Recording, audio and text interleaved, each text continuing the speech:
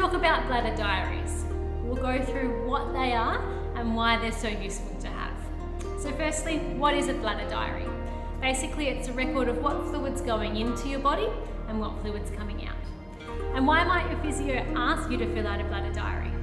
Bladder diaries give us a whole load of really useful information which can help guide appropriate management for you. They tell us a whole lot about how your bladder's behaving.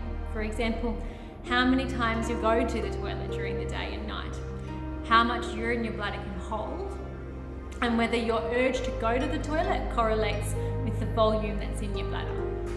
This information can help us make recommendations and modifications to help your symptoms, and it can also let us know if we need to refer on for specialist review. How long do you need to do a bladder diary for? To get a picture of what's going on, really 3 full consecutive days is best. But if that's not possible, 3 separate days or even one 24-hour window gives us something to work with. So starting from the first wee on day 1 and going to the first wee of the next day. Let's talk about how to measure your wee. Your physio might give you one of these specipens, which has markings in it to show millimetres. Put it into the toilet, pop the seat down, then sit down and wee as you normally would. When you've finished, check how much is in the pan and record it. If it's between 2 lines, you can estimate. And if you've done a really big wee that's overfilled the pan, then record that it's overflowed because that might be part of the problem. Then tip the urine into the toilet, and if you share the toilet with others, you can pop the pan in a plastic bag and leave it sitting beside the toilet. Here's an example of a bladder diary. In the first column, record the day and the time that you passed urine.